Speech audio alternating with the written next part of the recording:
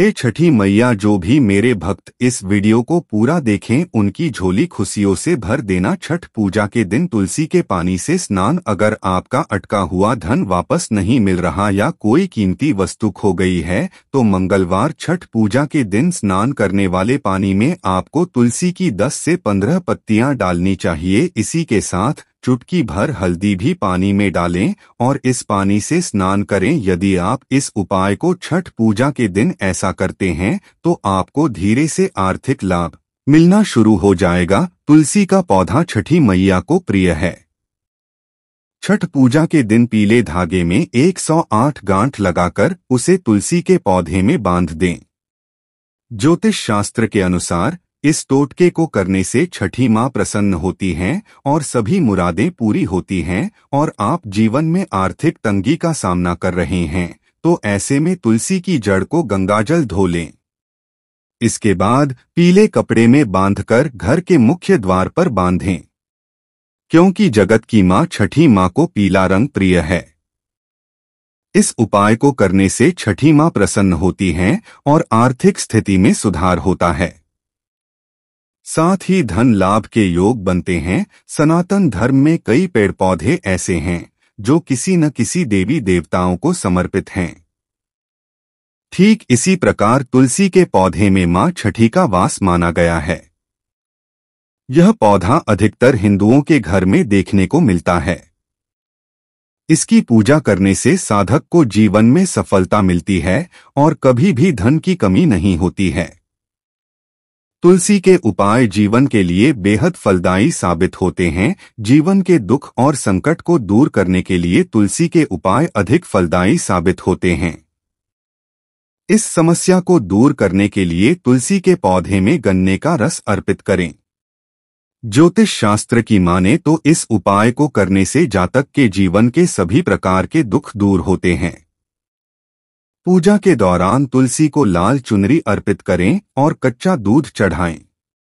मान्यता के अनुसार ऐसा करने से परिवार के सदस्यों को छठी माँ की कृपा प्राप्त होती है और सभी कार्यों में सफलता मिलती है। यदि आप किसी आर्थिक तंगी या विपत्ति में फंस गए हैं तो मंगलवार छठ पूजा के दिन तुलसी के पौधे में कच्चा दूध पानी मिलाकर चढ़ाएं। इससे आपको तुरंत ही आर्थिक लाभ दिखना शुरू हो जाएगा। कहते हैं कि तुलसी के पौधे के पास घी का दिया जलाने से देवी देवता सहार हो जाते हैं। तुलसी के पौधे के नीचे मंगलवार छठ पूजा के दिन सुबह शाम घी का दिया जलाने से दरिद्रता दूर होती है और धन के अवसर बनने लगते हैं। जो लोग बेरोजगार हैं उन्हें खास तौर पे प्रतिदिन तुलसी पौधा के नीचे दिया जलाना चाहिए। अगर तुलसी के पौधे में आप रोजाना जल अर्पित नहीं भी कर पाते हैं तो छठ पूजा के दिन ऐसा अवश्य करें। तुलसी को जल चढ़ाने से पूर्व छठ मैया को जल अर्पित करें। इसके बाद पात्र में बचा हुआ जल तुलसी को चढ़ाएं और 3 बार तुलसी की परिक्रमा करें। परिक्रमा करने से आपके अंदर सकारात्मक ऊर्जा का प्रवेश होता है। यह ऊर्जा आपको सही मार्ग पर चलने की प्रेरणा देती है और अच्छे कर्म करने का रास्ता दिखाती है। तुलसी के पत्तों के उपाय। जो भी तुलसी के पौधे सूख जाते हैं उनको फेंकने के बजाय उसको लाल कपड़े में बांधकर उसको पर्स में रख लेना चाहिए। इससे पर्स में पैसे की कभी कमी नहीं होती। वहीं अगर तुलसी के पौधे सूख जाएं तो उसको घर में लगा नहीं रहने दें बल्कि उसे नदी में प्रवाहित कर दें। तुलसी के पौधे में गांठ। आपका कोई काम काफी समय से नहीं बन पा रहा है जिससे आपको आर्थिक नुकसान झेलना पड़ रहा है तो आप बृहस्पतिवार के दिन तुलसी के पौधे में रक्षा सूत्र से 7 गांठ लगा दें। जब आपका कार्य पूरा हो जाए तो उन सभी गांठों को खोल दें। विवाहित महिला करें ये उपाय। यदि आपके पति आर्थिक संकट से जूझ रहे हों तो तुलसी माता को लाल चुनरी और सिंदूर चूड़ी आदि का दान करें। इससे माता लक्ष्मी प्रसन्न होती हैं और छठी माँ की भी अतिरिक्त कृपा बनती है। छठ पूजा सूर्य देव और छठी मैया को समर्पित है। सूर्य देव को जीवनदाता माना जाता है और छठी मैया को संतान की देवी। इस पर्व के माध्यम से लोग प्रकृति के प्रति अपना आभार व्यक्त करते हैं। सूर्य, जल और वायु इन तीनों तत्वों की पूजा की जाती है। छठ उत्सव के केंद्र में छठ व्रत है जो एक कठिन तपस्या की तरह है। यह छठ व्रत अधिकतर महिलाओं द्वारा किया जाता है, कुछ पुरुष भी इस व्रत रखते हैं। व्रत रखने वाली महिलाओं को परवैतिन कहा जाता है। 4 दिनों के इस व्रत में व्रती को लगातार उपवास करना होता है। भोजन के साथ ही सुखद शय्या का भी त्याग किया जाता है। पर्व के लिए बनाए गए कमरे में व्रती फर्श पर एक कंबल या चादर के सहारे ही रात बिताती हैं। इस उत्सव में शामिल होने वाले लोग नए कपड़े पहनते हैं, जिनमें किसी प्रकार की सिलाई नहीं की गई होती है। व्रती को ऐसे कपड़े पहनना अनिवार्य होता है।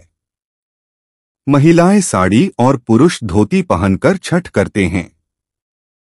छठ पर्व को शुरू करने के बाद सालों साल तब तक करना होता है जब तक कि अगली पीढ़ी की किसी विवाहित महिला इसके लिए तैयार न हो जाए।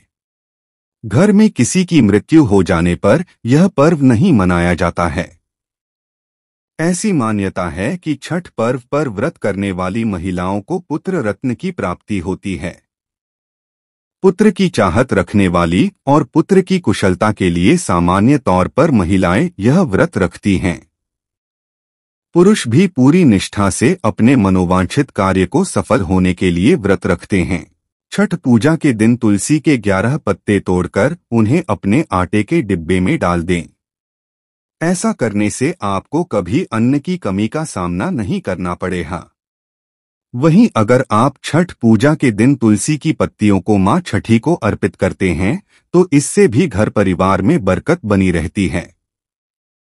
छठ पूजा के दिन तुलसी की पत्तियों को नाखूनों से नहीं तोड़ना चाहिए। तुलसी के पत्ते तोड़ते समय हमेशा उंगलियों का इस्तेमाल करें। हाथ मारकर या लकड़ी के प्रयोग से भी इसके पत्ते न तोड़े बिना स्नान किए तुलसी की पत्तियों को नहीं छूना चाहिए। तुलसी की पत्ते तोड़ने से पहले छठी माँ का ध्यान करते हुए हाथ जोड़े और उनसे अनुमति ले। सूखी हुई तुलसी की पत्तियों को फेंकने की बजाय किसी पवित्र नदी में बहा दें। तुलसी की पत्ती तोड़ते समय हमेशा एक एक पत्ती ही तोड़नी चाहिए। अगर कुंडली में किसी ग्रह का दोष हो तो तुलसी की जड़ निकालकर लाल कपड़े या ताबीज में बांध लें और छठ पूजा के दिन आर्थिक तंगी से छुटकारा पाने के लिए तुलसी की जड़ को गंगाजल से धोकर पीले कपड़े में बांधकर घर के मुख्य द्वार पर बांधे। घर में कलह क्लेश दूर करने के लिए तुलसी की जड़ को गंगाजल से धोकर पीले कपड़े में बांधकर छठ पूजा के दिन घर के मंदिर में रखें। मन की शांति और तनाव दूर करने के लिए तुलसी की जड़ की माला बनाकर गले में पहने और छठी मैया का नाम लेकर पानी में डुबकी लगाएं। नकारात्मक ऊर्जा से बचने के लिए तुलसी की जड़ की माला बनाकर मंदिर या ऑफिस डेस्क पर रखें। धन आगमन के रास्ते खोलने के लिए तुलसी की जड़ को लाल कपड़े में बांधकर छठ पूजा के दिन तिजोरी या पैसे रखने की जगह पर रखें। शनि दोष सहित कई तरह के दोषों से मुक्ति पाने के लिए तुलसी की जड़ को घर के मंदिर में रखकर रोजाना पूजा करें। एक मान्यता के अनुसार लंका विजय के बाद रामराज्य की स्थापना के दिन कार्तिक शुक्ल षष्ठी को भगवान राम और माता सीता ने उपवास किया और सूर्यदेव की आराधना की। सप्तमी को सूर्योदय के समय पुनः अनुष्ठान कर सूर्यदेव से आशीर्वाद प्राप्त किया था। महाभारत से एक अन्य मान्यता के अनुसार छठ पर्व की शुरुआत महाभारत काल में हुई थी। सबसे पहले सूर्यपुत्र कर्ण ने सूर्यदेव की पूजा शुरू की। कर्ण भगवान सूर्य के परम भक्त थे। वह प्रतिदिन घंटों कमर तक पानी में खड़े होकर सूर्यदेव को अर्घ्य देते थे। सूर्यदेव की कृपा से ही वे महान योद्धा बने थे। आज भी छठ में अर्घ्य दान की यही पद्धति प्रचलित है। कुछ कथाओं में पांडवों की पत्नी द्रौपदी द्वारा भी सूर्य की पूजा करने का उल्लेख है। वे अपने परिजनों के उत्तम स्वास्थ्य की कामना और लंबी उम्र के लिए नियमित सूर्य पूजा करती थीं। पुराणों से एक कथा के अनुसार राजा प्रियव्रत को कोई संतान नहीं थी। तब महर्षि कश्यप ने पुत्रेष्टि यज्ञ कराकर उनकी पत्नी मालिनी को यज्ञाहुति के लिए बनाई गई खीर दी। इसके प्रभाव से उन्हें पुत्र हुआ, परंतु वह मृत पैदा हुआ। प्रियव्रत पुत्र को लेकर श्मशान गए और पुत्र वियोग में प्राण त्यागने लगे। उसी वक्त ब्रह्मा जी की मानस कन्या देवसेना प्रकट हुई और कहा कि सृष्टि की मूल प्रवृत्ति के छठे अंश से उत्पन्न होने के कारण मैं षष्ठी कहलाती हूँ। हे राजन, आप मेरी पूजा करें तथा लोगों को भी पूजा के प्रति प्रेरित करें। राजा ने पुत्र इच्छा से देवी षष्ठी का व्रत किया और उन्हें पुत्र रत्न की प्राप्ति हुई। यह पूजा कार्तिक शुक्ल षष्ठी को हुई थी। सुबह तुलसी में जल चढ़ाकर उसके बाद शाम को दीपक लगाना चाहिए। इससे धन प्राप्ति के मार्ग प्रशस्त होते हैं। साथ ही तुलसी की जड़ को लेकर चांदी के ताबीज में डालकर गले में पहनना चाहिए। यह उपाय करने से जल्द ही धन संबंधी समस्याओं से छुटकारा मिलेगा और घर की आर्थिक स्थिति भी सुधरती है। तुलसी की सूखी लकड़ी का दीपक जलाने से घर में मौजूद वास्तु और ग्रह दोष दूर होता है।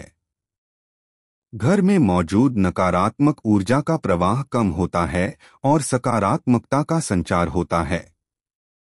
इसके अलावा तुलसी की सूखी लकड़ी का दीपक जलाने से पितृ भी प्रसन्न होते हैं।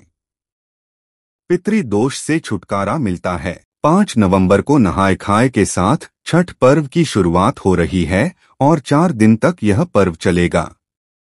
8 नवंबर को उदयगामी सूर्य को अर्घ्य देने के बाद पर्व संपन्न होगा। उदयगामी एवं अस्ताचलगामी सूर्य को अर्घ्य दिया जाएगा। घरों में आस्था के पर्व को लेकर श्रद्धालुओं ने भी तैयारी शुरू कर दी है। 4 दिन तक यह पर्व चलेगा और पूरी आस्था के साथ लोग इस पर्व को मनाते हैं। महिला एवं पुरुष दोनों छठ पर्व के व्रत को रखते हैं। घरों में ही श्रद्धालुओं द्वारा छठ मैया की पूजा अर्चना की जाती है। इसके बाद 6 नवंबर को खरना होगा। इसमें व्रती एक समय मीठा भोजन करती हैं। गुड़ के चावलों की खीर इस दिन बनती है। तीसरे दिन 7 नवंबर को अस्ताचलगामी सूर्य को शाम के समय अर्घ्य दिया जाएगा। फिर अगले दिन 8 नवंबर को उदयगामी सूर्य को अर्घ्य देने के बाद व्रतियां व्रत खोलती हैं। 4 दिन तक उत्साह व उमंग के साथ छठ पर्व चलता है। छठ पूजा का पहला दिन छठ पूजा के पहले दिन को नहाय खाए कहा जाता है। छठ पूजा के पहले दिन स्नान करने के बाद पूजा की जाती है और फिर चना दाल, कद्दू की सब्जी और चावल का प्रसाद ग्रहण किया जाता है। छठ पूजा का दूसरा दिन छठ पूजा के दूसरे दिन को खरना कहा जाता है। इस पावन दिन महिलाएं लकड़ी के चूल्हे पर गुड़ की खीर बनाती हैं और उसे प्रसाद के रूप में ग्रहण करती हैं। इसके बाद 36 घंटे का निर्जला व्रत शुरू हो जाता है। ऐसा माना जाता है कि खरना पूजा के बाद घर में छठी मैया का आगमन हो जाता है। छठ पूजा का तीसरा दिन छठ पूजा के तीसरे दिन व्रती महिलाएं निर्जला उपवास रखती हैं। इस दिन डूबते हुए सूर्य को अर्घ्य दिया जाता है। छठ पूजा का चौथा दिन छठ पूजा के चौथे दिन उदयमान सूर्य को अर्घ्य दिया जाता है। सूर्य को अर्घ्य देने के बाद 7 या 11 बार परिक्रमा की जाती है। इसके बाद व्रत तोड़ा जाता है।